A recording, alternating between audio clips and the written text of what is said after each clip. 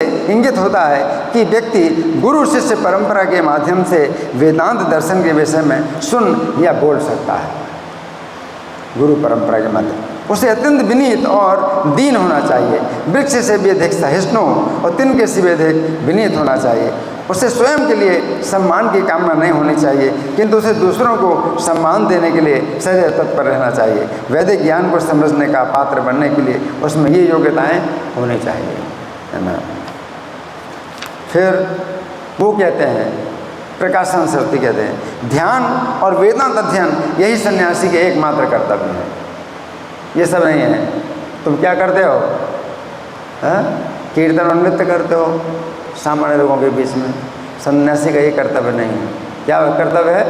ध्यान और वेदांत अध्ययन, वेदांत अध्ययन, ध्यान और वेदांत अध्ययन है, ये दो ही सन्यासी के कर्तव्य हैं। तीसरा नहीं है, ये जो तुम करते हो ये नहीं। आप इन भावकों के साथ नाचने के लिए इन कर्तव्यों का त्याग क्यों कर रहे हो? जो भावुक लोग हैं उनके साथ तुम नाचते हो और तुम ये दोनों काम नहीं करते। कौन से दोनों काम नहीं करते? ध्यान नहीं करते हो और वेदांत का अध्ययन नहीं करते हो और इसी में लगे रहते हो, है ना। तो तात्पर्य में इसमें वेदांत पठन ध्यान सन्यासी धर्म ताहा छाड़ी कर के ने भावों के रे कर्म। तात्पर्य में प्रभुपाद लिखते हैं, जैसा कि श्लोक 41 के संदर्भ में बताया जा चुका है, मायावादी सन्यासी कीर्तन और नृत्य करने का अनुमोदन नहीं करते। सार्वभौम भट्टाचार्य की ही भांति प्रकाशानंद सरस्वती ने श्री चैतन्य महाप्रभु को एक पथभ्रष्ट तरुण सन्यासी मान रखा था। क्या है? पथभ्रष्ट तरुण सन्यासी। बहुत उम्र में बहुत छोटे सन्यास ले लिया, बहुत कम उम्र में, और क्या है? पथभ्रष्ट है। सन्यासी कैसा है? पथभ्रष्ट सन्यासी, ये मान लिया। इसलिए उन्होंने उनसे पूछा कि वे सन्यासी का कर्तव्य ना निभाकर भावुकों के साथ क्यों संग करते हैं? आप स्वयं नारायण के समान तेजवान लगते हैं। और समय चैतन्य महाप्रभु ने अपना तेज प्रकट कर दिया था, तेज प्रकट कर दिया, हजारों सूर्य के समान तेज। तो क्या बोले? आप स्वयं नारायण के समान तेजवान लगते हैं। क्या आप इसका कारण बता सकते हैं कि आपने निम्न लोगों जैसा आचरण क्यों अपनाया है? आप कारण पूछना चाहते हैं, कारण क्या है ना। प्रभावे देखिए तो माँ साक्षात नारायण हीनाचार कर के न एथे के कारण।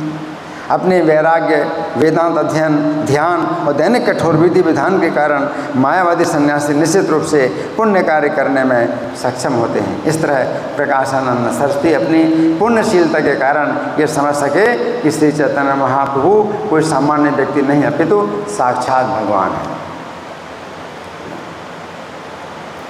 इसका मतलब क्या है कि प्रकाशानंद सरस्वती पुण्यवान है, पुण्यवान है ना। तो एक तो मायावादी होते हैं, दूसरे निर्विशेषवादी होते हैं। तो निर्विशेषवादी हैं वो अपराधी नहीं होते कृष्ण के, ये मायावादी कृष्ण के अपराधी होते हैं। मायावादी कृष्ण अपराधी क्यों? क्योंकि कृष्ण के नाम और रूप और गुणों को वे नहीं मानते, माया मानते हैं, तो अपराधी होते हैं। निर्विशेषवादी हैं, अपराधी नहीं होते, अपराधी नहीं होते। वो कृष्ण के नाम रूप गुणों को जो है मानते हैं, लेकिन निर्विशेष पक्ष को ग्रहण करते हैं, तो वो अपराधी नहीं होते। तो प्रकाशानंद सरस्वती को निर्विशेषवादी ही कहा जाना चाहिए। तो आगे श्री चैतन्य महाप्रभु ने प्रकाशानंद सरस्वती को उत्तर दिया, मान्यवर कृपया इसका कारण सुनिए। अभी अच्छा हुआ कि उन्होंने उन्हीं से पूछा कि कारण बताइए कि कारण क्या है। आप तो साक्षात नारायण जैसे लगते हैं, है ना। तो उनकी श्रद्धा होगी ना, चैतन्य महाप्रभु श्रद्धा होगी। अब वो जो है चुनौती नहीं दे रहे हैं, बल्कि प्रश्न कर रहे हैं और आदरपूर्वक प्रश्न कर रहे हैं। तो वो तरीका है ज्ञान प्राप्त करने का, है ना। तद्विधि प्रणिपात है न परिप्रश्न न सेवया। तो ये जो है प्रकाशानंद सरस्वती चैतन्य महाप्रभु से आप जो है उत्तर मांग रहे हैं, तो आप ही जो है उत्तर दे सकते हैं। ये जब भावना हो गई तो फिर अपराध नहीं है, चुनौती नहीं है, हैं? तो चैतन्य महाप्रभु ने कहा कि कृपया इसका कारण सुनिए, मेरे गुरुदेव ने मुझे एक मूर्ख समझकर मेरी निंदा की, मुझे डांटा। चैतन्य महाप्रभु क्या कह रहे हैं? मेरे गुरुदेव ने मुझे मूर्ख समझ करके मुझे डांटा। मतलब क्या? तुम ध्यान करने के योग्य नहीं हो और वेदांत दर्शन का अध्ययन करने के भी योग्य नहीं हो, मुझे डांटा, मेरे गुरुदेव ने मुझे डांटा। तो सन्यासी के जो कर्म है ना, ये जो है मैं इसके योग्य नहीं हूँ। सन्यास तो मैंने ले लिया, लेकिन सन्यासी के इन कर्मों के योग्य नहीं हूँ। मुझे गुरु ने डांटा, मुझे मूर्ख समझ करके डांटा। तो चैतन्य महापुरुष संकेत दे रहे हैं कि यही लोग मूर्ख हैं, सब लोग मूर्ख हैं। अब अगर साक्षात नारायण जो है को उनके गुरु मूर्ख कह रहे हैं, साक्षात नारायण है चैतन्य महापुरुष, और उनके गुरु उनको मूर्ख कह रहे हैं, तो प्रकाशन श्रुति फिर क्या हुए? और ज़्यादा मूर्ख हैं। तो चैतन्य महाप्रभु संकेत कर रहे हैं कि अगर मैं मूर्ख हूँ, मुझे वेदांत अध्ययन का अधिकार नहीं है, तो तुम तो और ज़्यादा मूर्ख हो, तुम्हें कहाँ से अधिकार आ गया? तो इस तरह से भगवान चैतन्य अपने को मूर्ख कह करके, और मेरे गुरु ने उसको मुझे डांटा। प्रभु कहे सोन श्रीपाद यह रे कारण, गुरु मूर्ख देखी करीला शासन। मूर्ख दे करके डांटा, क्या मना किया? नहीं करना ये कार्य, तो मूर्ख हो, ये काम नहीं करना। क्या? ध्यान और वेदांत अध्ययन। तो ध्यान में क्या होता है? ध्यान कर रहे हैं, है ना, लेकिन विषयों का चिंतन हो रहा है। कर्मेंद्रियाण संयम में यास्ते मनसा स्मरण, इंद्रियार्थान विमूढ़ात्मा मिथ्याचार सौच्यते। ध्यान में बैठा हुआ है, कर्मेंद्रियों से कोई कार्य नहीं कर रहा, कर्मेंद्रियों को तो रोक लिया है, और मनसा स्मरण इंद्रियार्थान, इंद्रियों के विषयों का जो है स्मरण कर रहा है, तो मिथ्याचारी है। तो ध्यान, कलयुग कोई अगर ध्यान करता है तो क्या होता है? मिथ्याचारी कहलाता है। मिथ्याचारः सौच्यते, है ना। और वेदांत अध्ययन, वेदांत का अध्ययन, तुमको अधिकार नहीं है, तो उल्टा सीधा अर्थ निकालोगे, सही अर्थ ना निकाल के क्या निकालोगे? उल्टे सीधे अर्थ निकालोगे। तो इसलिए वेदांत अध्ययन में भी अधिकार नहीं, तो मूर्ख हो, हैं? तो तात्पर्य में प्रभुपाद लिखते हैं, जब प्रकाशानंद सरस्वती ने श्री चैतन्य महाप्रभु से पूछा उन्होंने क्यों ना तो वेदांत अध्ययन किया और ना ध्यान किया, तो श्री चैतन्य ने अपने आप को पहले दर्जे के मूर्ख के रूप में प्रस्तुत किया। मैं प्रथम श्रेणी का मूर्ख हूँ, क्योंकि वे ये सूचित करना चाहते थे कि धूर्तों और मूर्खों के इस वर्तमान युग कलयुग में वेदांत दर्शन का अध्ययन करने और ध्यान करने से पूर्णता प्राप्त नहीं की जा सकती। शास्त्रों की दृढ़तापूर्ण संस्तुति है, हरे नाम हरे नाम है केवलम कलो नास्त्येव गतिरन्यथा। इस कला और दिखावे के युग में उद्धार का एकमात्र साधन है भगवान नाम का कीर्तन। इसके अतिरिक्त अन्य कोई साधन नहीं है, अन्य कोई साधन नहीं है। कलयुग में साधारण लोग इतने पतित हो जाते हैं कि उनके लिए केवल वेदांत सूत्र का अध्ययन करके पूर्णता प्राप्त करना संभव नहीं है। इसलिए व्यक्ति को सच्चे मन से निरंतर भगवान नाम कीर्तन करते रहना चाहिए।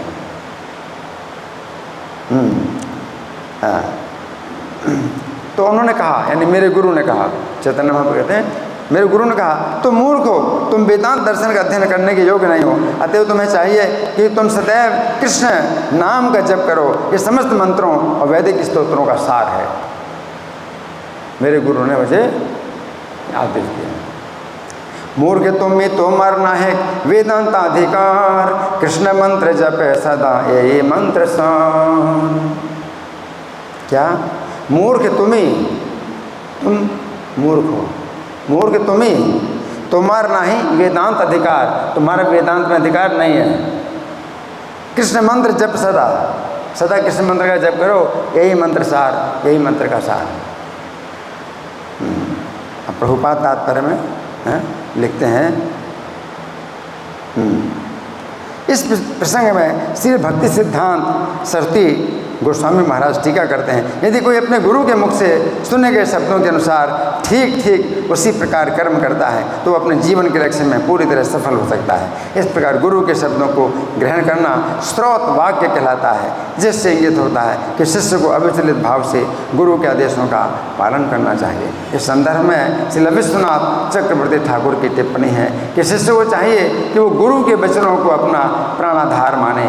यहाँ श्री चैतन्य महाप्रभु इसकी पुष्टि ये कहकर करते हैं कि चूँकि उनके गुरु ने उन्हें श्री कृष्ण के पवित्र नाम के कीर्तन का ही आदेश दिया था, इसलिए वे उनके आदेश के अनुसार हरे कृष्ण महामंत्र का सदैव कीर्तन करते हैं। कृष्ण मंत्र जप सदा ए मंत्र सार। कृष्ण प्रत्येक वस्तु के स्रोत हैं, अतः जब कोई व्यक्ति पूर्णतया कृष्ण भावना भावित होता है तो ये समझना चाहिए कि कृष्ण के साथ उसका संबंध पूर्णतया स्वीकृत हो गया है। कृष्ण भावनामृत के बिना यह संबंध अधूरा होता है, अतः वो अपनी वैधानिक स्थिति में अवस्थित नहीं होता। यद्यपि श्री चैतन्य महाप्रभु पूर्ण पुरुषोत्तम भगवान कृष्ण हैं, समस्त ब्रह्मांड के गुरु हैं, फिर भी उन्होंने शिष्य का पद इसलिए स्वीकार किया जिससे वे आदर्श प्रस्तुत कर सकें कि किस तरह भक्त को अपने गुरु के आदेश का पालन निरंतर हरे कृष्ण महामंत्र का कीर्तन करते हुए करना चाहिए। प्रभुपाद भी तात्पर्य में बड़े सचेत हैं कि गुरु के आदेश का पालन, केवल प्रभुपाद ऐसे कहते हैं कि गुरु के आदेश का पालन करना चाहिए, तो इससे भी व्यक्ति पथभ्रष्ट हो जाएगा। इसलिए प्रभुपाद क्या लिखते हैं, गुरु के आदेश का पालन निरंतर हरे कृष्ण महामंत्र का कीर्तन करते हुए करना चाहिए। कोई कभी हमारे गुरु ने तो यही कहा कि हरे कृष्ण मंत्र का जप नहीं करना, तो फिर क्या है? तो प्रभुपाद बड़े सचेत हैं, गुरु के आदेश का पालन हरे कृष्ण निरंतर हरे कृष्ण महामंत्र का कीर्तन करते हुए करना चाहिए। तो ये नहीं है कि भाई गुरु के आदेश का पालन करो आप। कलयुग में जो प्रामाणिक गुरु है ना, तो वो अगर आदेश देता है तो यही आदेश देगा, क्या? निरंतर हरे कृष्ण महामंत्र का। स गुरु सा पिता चापी सा माता बांधवोपि सा शिक्षेत सदा स्मर्तुम हरे नाम है केवलम। वही गुरु है, वही पिता है, वही माता है, वही बंधु है जो हमेशा शिक्षा दे, क्या? शिक्षित स्मर्तुम, कि स्मरण करें हरे नाम में केवल हरे नाम का स्मरण कर। वही गुरु है, वही पिता है, वही माता है, वही बंधु है। इसलिए गुरु के आदेश का पालन का कोई अर्थ नहीं होता अगर वो कुछ दूसरा आदेश देता है। प्रभुपाद बड़े सचेत हैं गुरु के आदेश का पालन। हर कोई कहे भाई मेरे गुरु का आदेश तो यही है कि ध्यान करो, वेदांत सूत्र अध्ययन करो, एकांत में रहो। प्रभुपाद क्या लिख रहे हैं, जो लोग वेदांत दर्शन के अध्ययन के प्रति बहुत उन्मुख हैं उन्हें श्री चैतन्य महाप्रभु से शिक्षा ग्रहण करनी चाहिए। इस युग में वास्तव में वेदांत का अध्ययन करने के लिए कोई भी योग्य नहीं है। इसकी इच्छा यही होगा कि भगवान नाम का कीर्तन किया जाए, क्योंकि यही समस्त वैदिक ज्ञान का सार है, जिसकी पुष्टि स्वयं कृष्ण ने भगवद गीता 15:15 में की है। क्या 15:15? गीता 15:15 क्या है? वेदैश्च सर्वैरहमेव वेद्यो वेदांत कृत वेद विदेव चाहम, है ना। सारे वेदों द्वारा जानने योग्य मैं ही हूँ, निस्संदेह मैं ही वेदांत का संकलन करता और मैं ही वेदों का ज्ञाता हूँ। तो बस उनका नाम कीर्तन करोगे तो आपको सब वेदांत का और वेदों का सब फल मिल गया। तो इसको छोड़ करके मैं आगे बढ़ रहा हूँ।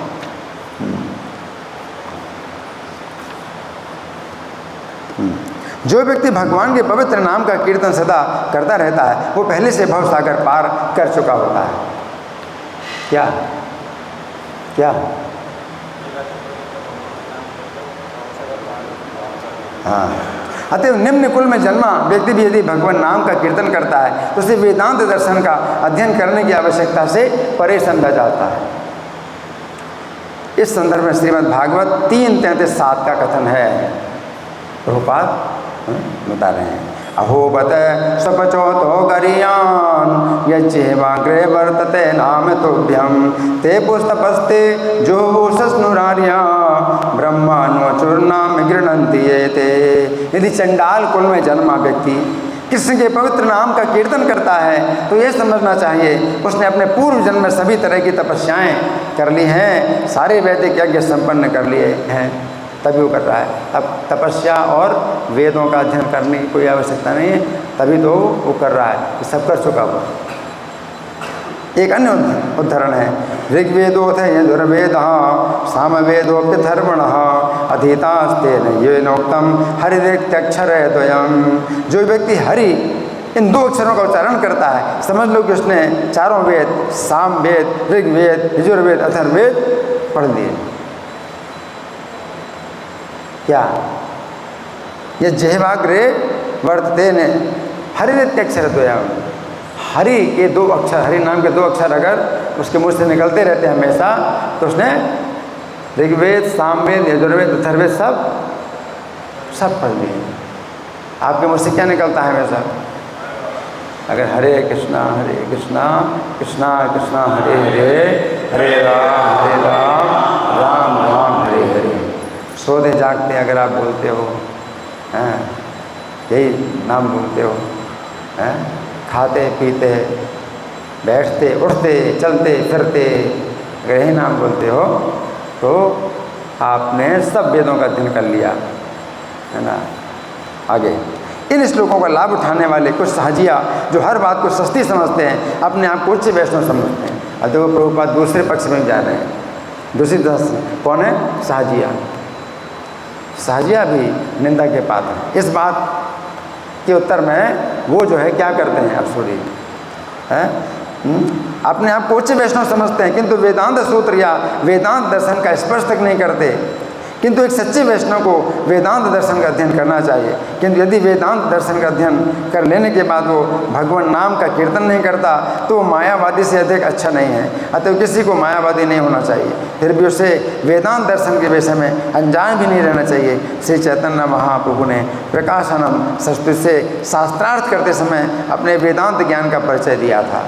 आगे चैतन्य महाप्रभु ने वेदांत का भी परिचय दिया कि वेदांत का मतलब क्या है ना।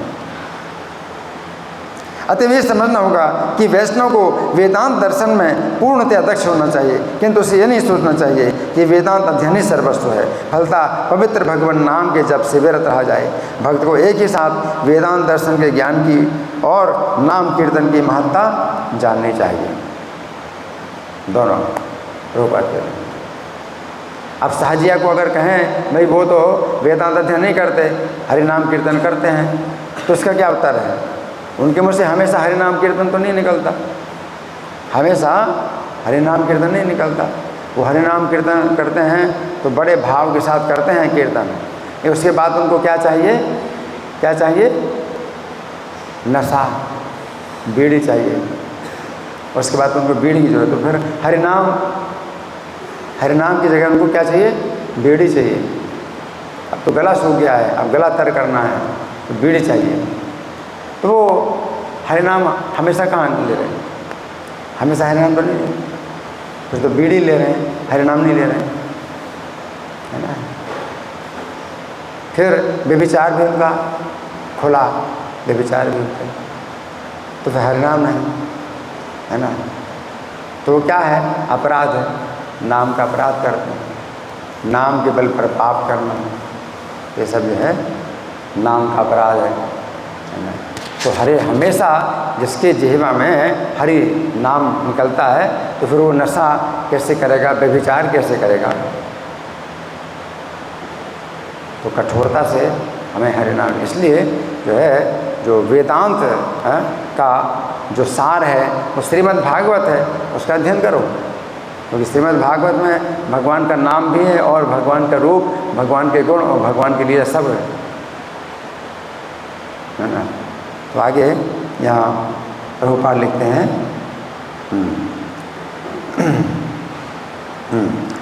अब चैतन्य महाप्रभु कह रहे हैं कृष्ण के पवित्र नाम के कीर्तन मात्र से व्यक्ति को भौतिक संसार से छुटकारा मिल सकता है। निस्संदेह केवल हरे कृष्ण मंत्र का कीर्तन करने से उसे भगवान के चरण कमलों के दर्शन हो सकते हैं।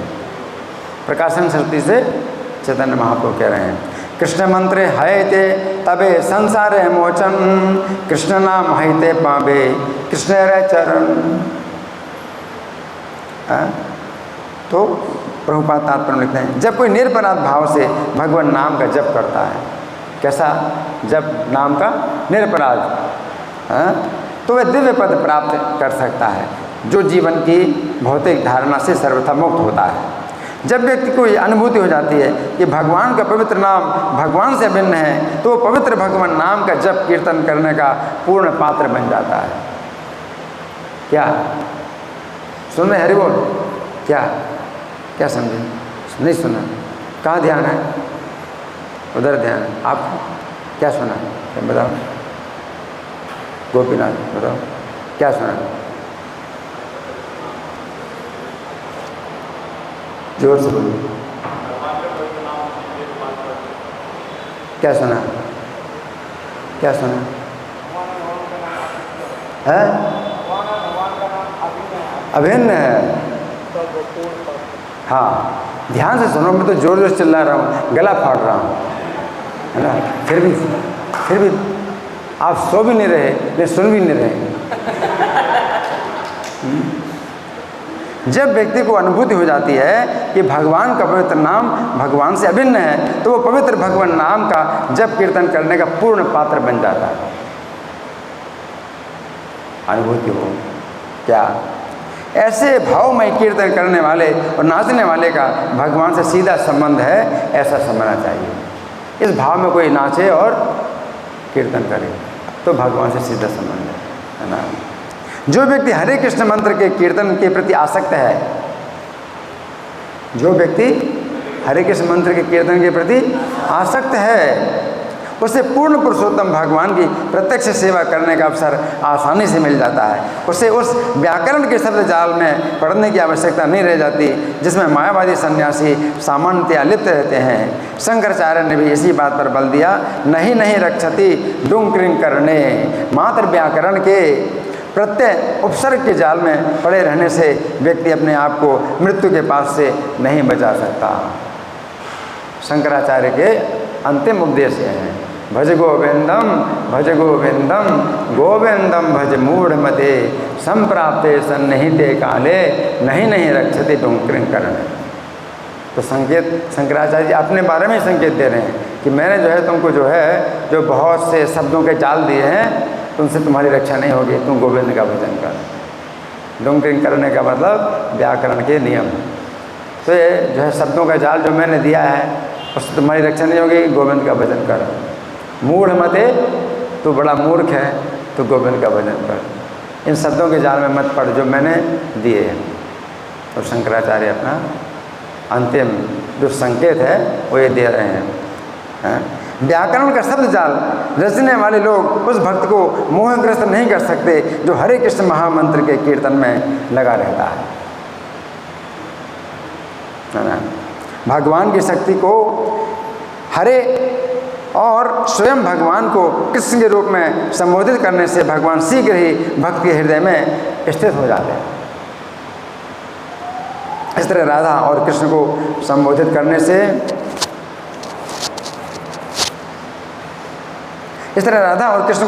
करने से व्यक्ति भगवान की प्रत्यक्ष सेवा करता है। जब वह भगवान और उनकी शक्ति को हरे कृष्ण मंत्र के द्वारा संबोधित करता है तो सारे प्रामाणिक शास्त्रों एवं सारे ज्ञान का सार विद्यमान रहता है, क्योंकि ये दिव्य ध्वनि बद्ध जीव को पूरी तरह मुक्त करके उसे सीधे भगवान की सेवा में लगा देती है।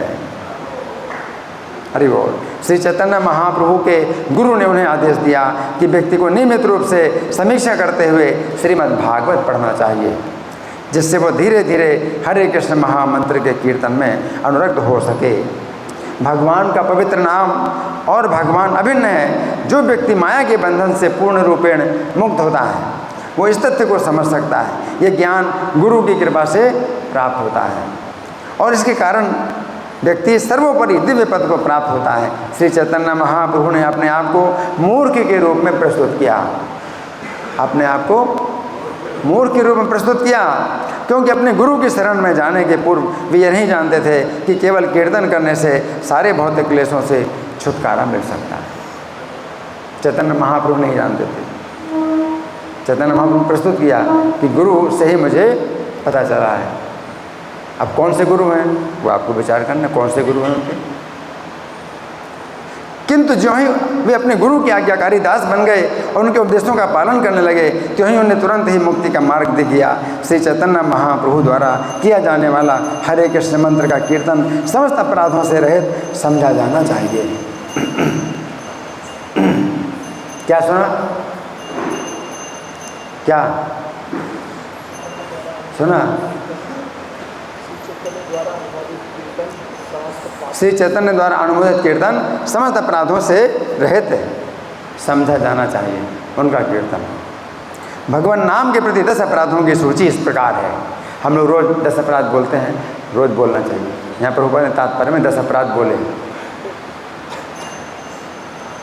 हमें 10 अपराध रोज बोलने चाहिए, है ना।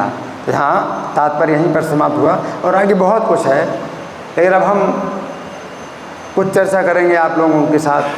जो आपने सुना, जो मैंने बोला, जो मैंने पढ़ा, आपने सुना, इस संबंध में कुछ चर्चा, प्रश्न और मंथन, या मैं प्रश्न करूं? मैं प्रश्न करूं? जी।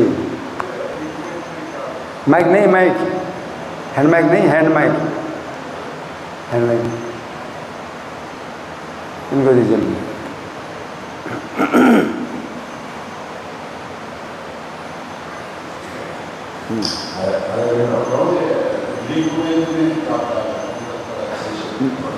फिर से बोलो, क्या? 4 वेद, 4 वेदों में क्या भेद है?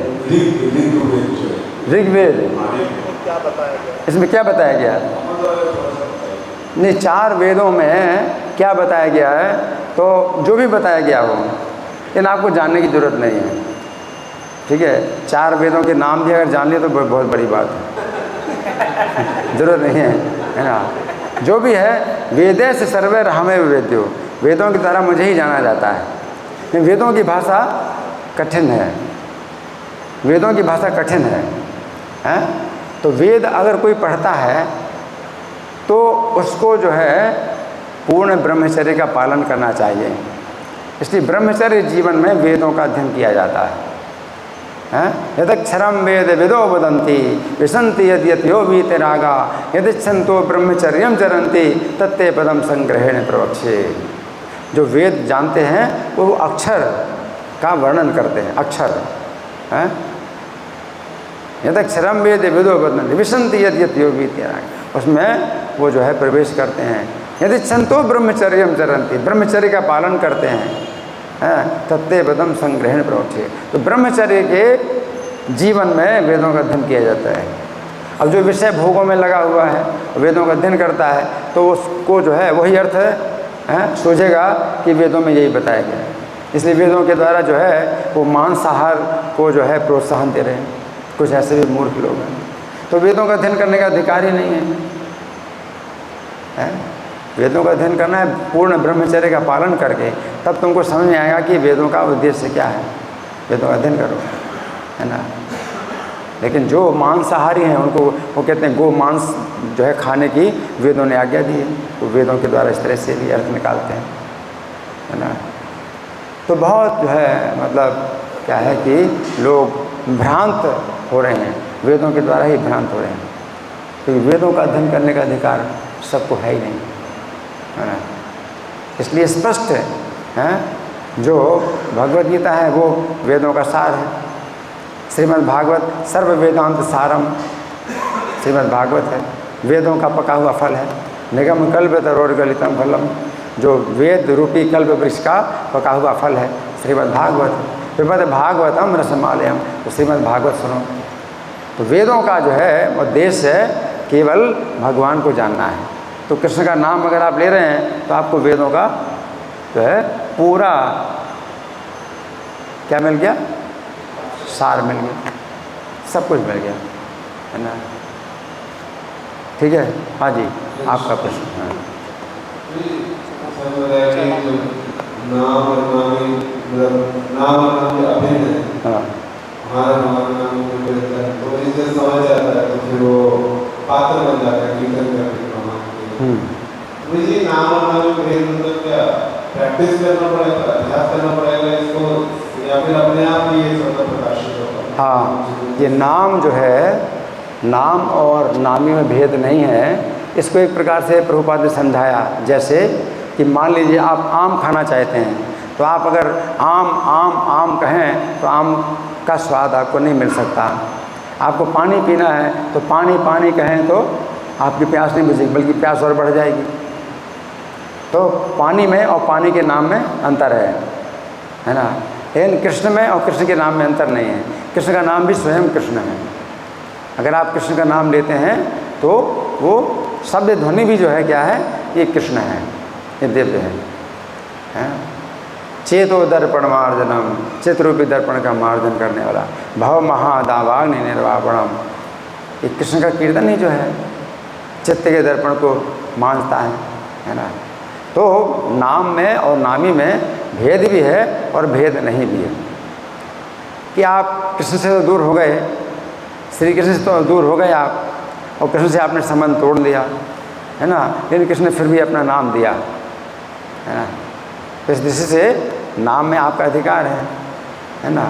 अभी आप कृष्ण के रूप से भी दूर हैं, कृष्ण के गुणों से भी दूर हैं, और कृष्ण की लीलाओं से भी दूर हैं आप, लेकिन पतितों के लिए नाम है, तो नाम में आपका अधिकार है। तो वो जो नाम है वो शुद्ध नाम नहीं है, वो शुद्ध नाम नहीं है।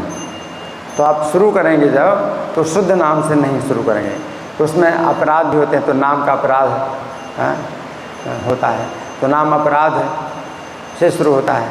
इन अपराधों से जब आप छोड़ते हैं तो नाम आभास में आते हैं, नाम के आभास में आते हैं। तो नाम का आभास, जैसे अजामिल ने अपने पुत्र को बोला नारायण, तो नाम का आभास था, है ना। तो नाम के आभास में इतनी शक्ति है, तो भी शुद्ध नाम की तरह वो भी नहीं है। नाम के आभास से पापों से व्यक्ति छूट जाता है, लेकिन भगवान का प्रेम नहीं प्राप्त करता है। लेकिन शुद्ध नाम क्या है? शुद्ध नाम होता है जब आप पुकारते हैं कृष्ण के रूप का स्मरण करते हुए, कृष्ण के गुणों का स्मरण करते हुए, कृष्ण की लीलाओं का स्मरण करते हुए, तो शुद्ध नाम होता है। जैसे द्रौपदी ने पुकारा कृष्ण को, तो नाम शुद्ध था,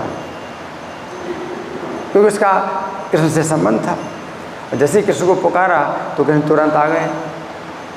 तो वो शुद्ध नाम जो है ये कृष्ण प्रेम प्रदान करता है, और जिसको कृष्ण प्रेम प्राप्त होता है वो शुद्ध नाम हमेशा बोलता है। तो द्रौपदी जब बोलती हैं कृष्ण का नाम, तो शुद्ध नाम ही होता है, क्योंकि उनका संबंध कृष्ण से बन गया। तो कृष्ण का व्यक्तित्व, जो पर्सनालिटी है, वो जब आपके दिमाग में रहती है और कृष्ण का नाम बोलते हैं तो वो शुद्ध नाम होता है। तो द्रौपदी ने पुकारा तो शुद्ध नाम था, तो कृष्ण स्वयं आए और द्रौपदी की रक्षा की वस्त्र बन गए, वस्त्रावतार। तो द्रौपदी ने महसूस किया कि कृष्ण जो है उसके शरीर में वस्त्र के रूप में जो है आ गए। अजामिल ने नारायण नाम पुकारा, वो शुद्ध नाम नहीं था, तो भी रक्षा हुई। लेकिन कौन आए? विष्णुदूत आए, उन्होंने रक्षा की। तो शुद्ध नाम में और नाम के आभास में अंतर है? अंतर नहीं भी है। अंतर नहीं है कि संकट से अजामिल भी मुक्त हो गया और द्रौपदी भी संकट से रक्षा हुई। तो संकट से रक्षा शुद्ध नाम भी करता है और नाम का आभास भी करता है। लेकिन अंतर क्या है?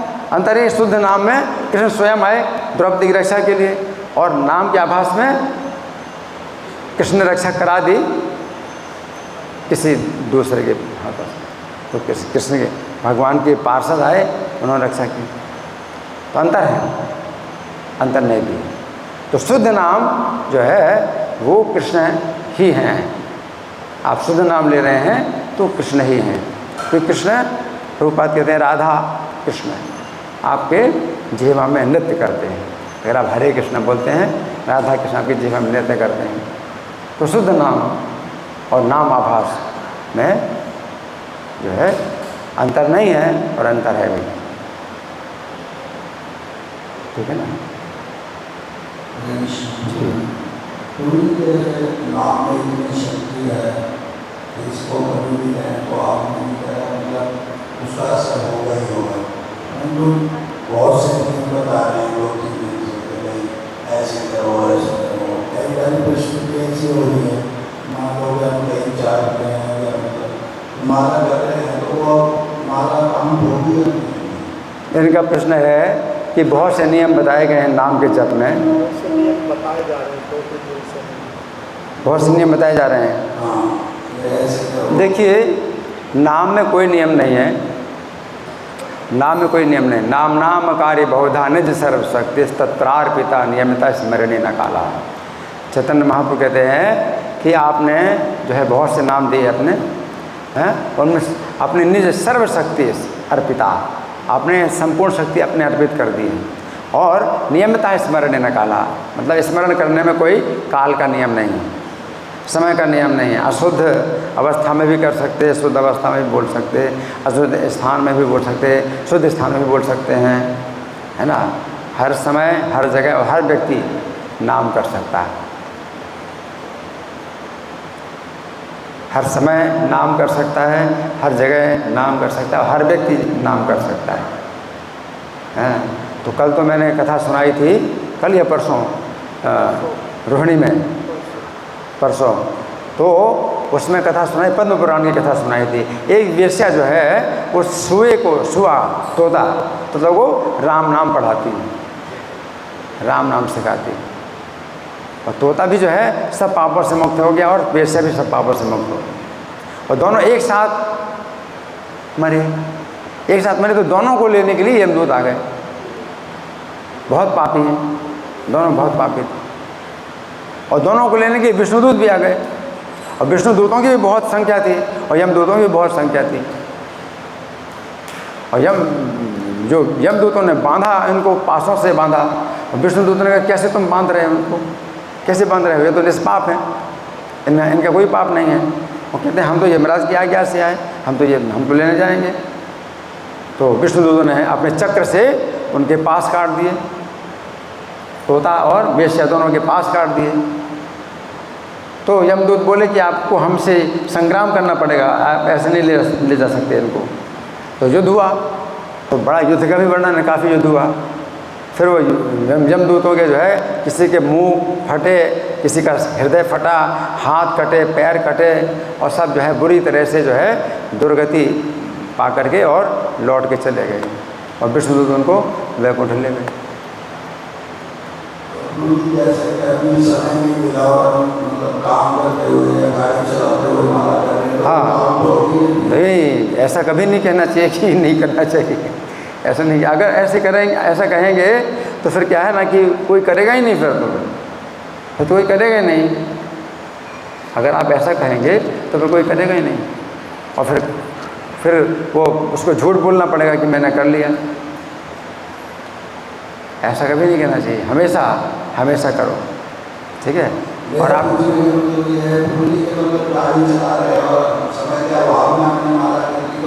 देखिए, अब मैं अपनी बात बता रहा हूँ कि मैं जो है सोते सोते भी माला जप करता हूँ।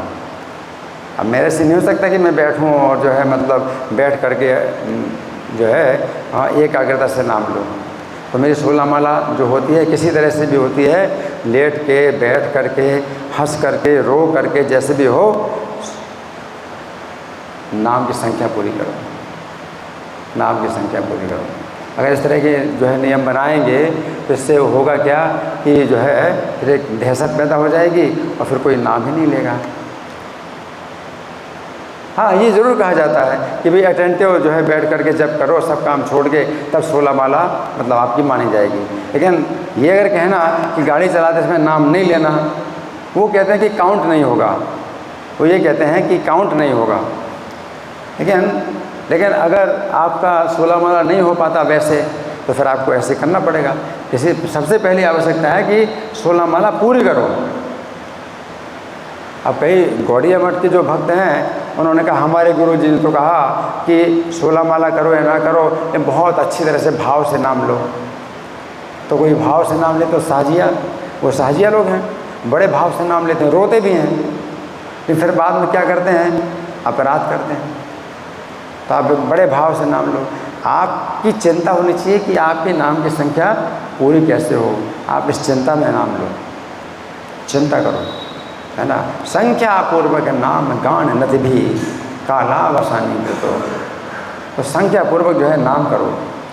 नाम की संख्या आप टॉयलेट में नहीं कर सकते, तो भी आप नाम करो, लेकिन टॉयलेट में नाम की संख्या आपकी नहीं हो पाएगी, लेकिन आप टॉयलेट में भी नाम करो, लेकिन ज़ोर ज़ोर से नहीं करना है। प्रभुपाद कहते हैं ज़ोर ज़ोर से नहीं करना, तो शोभा नहीं देता। हाँ, ये लज्जा की बात है, ज़ोर ज़ोर से नहीं करना। लेकिन नाम की संख्या नहीं होती है, नाम फिर भी करो। तो चैतन्य महाप्रभु ने क्या किया था, जब लघु संख्या के लिए जा रहे हैं, भगवान स्वयं जो है लीला कर रहे हैं ना, और वो शिष्य एक बच्चे के भी शिष्य बन गए चैतन्य महाप्रभु, है ना। तो उन्होंने क्या किया, लघु संख्या के लिए जा रहे हैं तो उन्होंने जीभ को दांत से दबा लिया। तो गोपाल नाम का एक बच्चा था, तो वो भी भगवान से बात कर सकता था। एक भगवान इतने सरल हैं, वो बच्चा बोला कि महाप्रभु आप ये क्या कर रहे हो, ये क्या कर रहे हो। तो महाप्रभु बोले कि देखो अशुद्ध कर्म करने जा रहा हूँ, लघु संख्या के लिए जा रहा हूँ, और मेरी जीभ जो है हमेशा निकलती है, कृष्ण नाम निकलता है मेरी जीभ से, तो मैंने जीभ को रोक लिया। क्या अब कैसे बोलेंगे, तो दांत से दबा लिया। तो बोले महाप्रभु अगर ऐसे में अगर मान लो किसी का शरीर छूट जाए तो फिर क्या करेंगे। तो चैतन्य बोलते हाँ तुम मेरे गुरु हो। भगवान ने लीला की, एक बच्चे के द्वारा भी जो है शिक्षा प्राप्त की, उसको गुरु बनाया। तो गोपाल गुरु, उसका बचपन का ही नाम हो गया गोपाल गुरु, आगे चल के बहुत बड़े वो हैं तो जो है आचार्य बने, गोपाल गुरु गोस्वामी। तो बच्चे को गोपाल गुरु नाम, मेरा ये बच्चा मेरा गुरु है। तो वही सा गुरु सा पिता चापे सा माता बांधव पिसा चेत था स्मरण तुम हरे नाम है, तो हमेशा स्मरण करने की शिक्षा दी कि हरि नाम। इस समय भी जो है आपने बंद कर लिया, और बच्चा कहता है कि आपने क्यों बंद किया, हरि नाम। आप लघु संख्या के लिए जा रहे हैं तो आपने हरि नाम को क्यों बंद किया, तो गुरु है वो।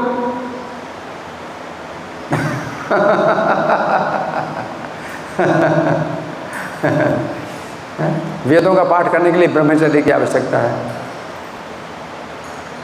हरि नाम में बहुत शक्ति है ना। तो हरि नाम में क्या है, अपराधों से बचना है। 10 अपराध रोज बोलना चाहिए, और कुछ नहीं है, 10 अपराध। और ये 10 अपराध आप रोज बोल रहे हैं, अगर आप हरि नाम से आप प्रार्थना करो कि मुझे अपने अपराधों से बचाओ, तो हरि नाम जो है आपको बचा सकते हैं, अपराधों से बचा सकते हैं। अनजाने में भी मेरे से अपराध हो तो आप मेरी रक्षा करो। 10 अपराध रोज बोलो, तो आपके अंदर भाव आएगा कि चेतना आएगी कि हाँ 10 अपराधों से बचना है। 10 अपराध प्रभुपाद ने इस तात्पर्य में 10 अपराध की पूरी सूची दी, ये 10 अपराध हैं। 10 अपराध रोज बोलिए, ठीक है ना जी। और कोई प्रश्न?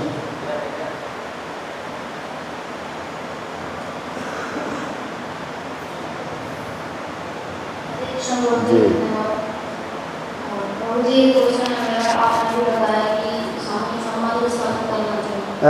हमें संबंध स्थापित करना चाहिए भगवान से। संबंध स्थापित करना चाहिए, तो वो कैसे हो पाएगा? कैसे होगा संबंध? प्रभुपाद कहते हैं कि संबंध स्थापित नहीं करना चाहिए। अगर आप हरि नाम हमेशा बोलते हैं तो संबंध स्थापित हो जाता है। अगर आप नाम को जो है नामी से अभिन्न समझते हैं तो संबंध स्थापित हो जाता है भगवान से। तो बड़ा सरल है, बड़ा सरल है ना। नाम के 10 अपराधों से आप बचिए, ठीक। अगर शुद्ध नाम में आ गए, आपको उसे शुद्ध नाम निकला, तो आपका संबंध स्थापित हो गया, है ना। अजामिल जो है अपने पुत्र को नारायण बोलता था, है ना, तो संबंध स्थापित उसका हो रहा था, संबंध स्थापित उसका हो रहा था, है ना। तो संबंध स्थापित उसका हुआ तो पहले भक्तों से हुआ। अजामिल को भगवान के भक्त मिले। तब जब नाम बोलते हो और बिना अपराध के नाम बोलते हो तो आपका संबंध पहले बनेगा किससे? भक्तों से, भगवान के भक्तों से संबंध से। आपका भगवान के भक्तों से अगर संबंध बनता है तो भगवान सोचते हैं कि अब इसका मेरे से भी संबंध हो सकता है। और आप भगवान के भक्तों से अगर संबंध नहीं बनाते हैं और ऐसे करते हो तो भगवान के मेरे से अब मेरे के साथ इसका कैसे संबंध हो सकता है? मेरे भक्तों के साथ ऐसे कर रहा है। तो भक्तों के साथ अच्छा संबंध बनाओ। तो भगवान दूर से ही देखते हैं कि कितना सही है कितना गलत है। ये जो है लड़का भक्तों के साथ, मेरे भक्तों के साथ ऐसे कर रहा है तो भगवान क्या है? भगवान संबंध बनाएंगे? नहीं बनाएंगे। हमेशा भक्तों के साथ अच्छा संबंध बनाओ, है ना। मेरे कोई अपराध हो तो क्षमा कर देना प्रभु, है ना। तो हमेशा आप इस तरह से बोलते हो। जगाई मधाई है, जब ऐसे हो गए तो इतना मतलब सब लोगों के चरणों में गिरते थे कि मेरे से कोई अपराध हुआ हो तो क्षमा करना, मेरे से कोई अपराध हो तो क्षमा करना। ये अपराधों से बचिए। रोज़ 10 अपराध बोलिए। और पहला अपराध ही है अगर वैष्णव की निंदा करते हैं। पहले अपराध नाम का अपराध पहला, वैष्णव की निंदा करना। यथा ख्यातिम यातम कथम सहते तद्व कभी। हाँ, जिन वैष्णवों के द्वारा ही नाम को ख्याति मिली है उनकी निंदा नाम कैसे सहन कर सकता है? आप उनका ही जो है अगर निंदा करते हो, जो भगवान नाम के प्रचार में जीवन को अर्पित कर चुके हैं, उनकी निंदा करते हो तो नाम कैसे सहन करेगा? नाम का अपराध हो तो नाम के 10 अपराध रोज़ बोलिए। आप लोग कौन रोज़ 10 अपराध बोलते हैं? रोज़ नहीं बोलते ना, कभी कभी नहीं, कभी कभी छूट जाता है ना, कभी कभी छूट जाता है, हैं? छूट जाता है कभी कभी, हैं? छूट जाता है ना कभी कभी। रोज़ 10 अपराध बोलिए। मैं अपनी बात बताता हूँ। मंगल आरती 4:30 बजे मैं करता हूँ, चाहे ट्रेन में हूँ, चाहे प्लेन में हूँ, चाहे स्टेशन में हूँ, कहीं भी हो मंगल आरती करता हूँ। मंगल आरती के बाद तुलसी आरती है और जो है जो शिक्षाष्टकम 10 अपराध वो पूरा करता हूँ। 4:30 बजे से शुरू करके पूरा 10 अपराध तक पूरा जो है करता हूँ। मुझे एक क्वेश्चन होता जी, एक क्वेश्चन हो रहा है। बोलो बोलो। जैसे आपने बताया कि चैतन्य महाप्रभु ने वेदांत की अलग व्याख्या की थी। चैतन्य महाप्रभु ने वेदांत की अलग व्याख्या की थी। बताया था कि वेदांत अलग कैसे है? जो आपका वेदांत है वो अलग है, जो हम सोच रहे हैं, जो मैंने सोचा है वो अलग है। चैतन्य महाप्रभु ने क्या वेदांत की अलग व्याख्या की? हाँ, परिभाषा परिभाषा अलग की। चैतन्य महाप्रभु वेदांत की परिभाषा अलग की। क्या परिभाषा? वेदांत की क्या परिभाषा? कैसे बताओ? वेदांत तो मतलब जो वेदों के अंत में आते हैं और जो वेदों को पूर्ण करते हैं। वेदांत है, ठीक है, तो वेदों का अंत में, तो वेदों का अंत कहाँ है? भक्ति में होता है। भगवान की भक्ति में वेदों का अंत होता है। प्रभुपाद को बोलते हैं भक्ति वेदांत। भक्ति वेदांत, वेदों का अंत होता है भगवान की भक्ति में, है ना। तो ये व्याख्या है, चैतन्य महाप्रभु यही बताया, ठीक है। हाँ, अगर आप जो है भक्त नहीं हैं, है ना, और वेदों का अध्ययन करते हैं तो क्या होगा? परिश्रम। पारम गतोपि वेदानाम सर्वशास्त्रार्थ विद्यपि यो न सर्वेश्वरे भक्तस्तम विद्यात् पुरुषात्मा। उसने सब वेदों का अध्ययन कर लिया और सब शास्त्रों का भी अर्थ जान लिया कि कृष्ण का भक्त नहीं बना तो वो अधम है, मनुष्य में अधम है, ठीक है जी। मेरा प्रश्न था कि कैसे पता चल सकता है कोई व्यक्ति को जीवात्मा भक्ति में प्रगति कर रहा है, इससे कैसे पता चलेगा कि वो प्रगति कर रहा है? फिर से बोलो क्या? भक्ति में कोई जीवात्मा प्रगति कर रहा है या एडवांसमेंट कर रहा है, कैसे पता चलेगा? कैसे पता चलेगा? भक्ति में जो प्रगति करता है कैसे पता चलेगा? इसमें 9 सोपान बताए हैं रूप गोस्वामी। श्रद्धा, साधु संग, भजन, क्रिया, अनर्थ निवृत्ति। आप देखिए आप कहाँ पर हैं। आपको भक्ति में प्रारंभ होती है श्रद्धा से, तो श्रद्धा क्या है? शास्त्रों में श्रद्धा, ठीक है, वैदिक शास्त्रों में श्रद्धा। तो प्रभुपाद के ग्रंथ हैं, अगर आपको मिलते हैं, आप पढ़ते हैं और आपको लगता है कि ये हमारे लिए जो है सही जीवन की दिशा देंगे, तो आप श्रद्धा के धरातल पे आ गए। अब इनका अध्ययन किया, फिर आप जो है भक्तों के संगति में अगर आप आते हैं, आपको लगता है कि हाँ भक्तों की संगति में और आपको जो है कुछ सुनना है, कुछ पूछना है, तो आप साधु संग के धरातल में आ गए। फिर भजन क्रिया, जब आप दीक्षा लेते हैं, नियम का पालन करते हैं, कम से कम 16 माला जप करना है, 4 नियमों का पालन करना है ना, और जो है इन नियमों में आप जो है पूरा समय दे रहे हैं, तो भजन क्रिया कहलाता है, ठीक है। उससे फिर अनर्थ निवृत्ति हो रही, अनर्थ दूर हो रहे हैं, तो आपको पता चलेगा अनर्थ दूर हो रहे हैं। अनर्थ है ना बहुत से, काम क्रोध लोभ, बहुत से अनर्थ हैं, वो दूर हो रहे हैं, तो आपको पता चलेगा हाँ 1% 2% अनर्थ दूर हुए, ठीक है। ये इससे आपको पता चलता है, ठीक है जी। धन्यवाद। ग्रंथराज श्री चैतन्य चरितामृत की जय, श्रील प्रभुपाद की जय। हरे कृष्णा।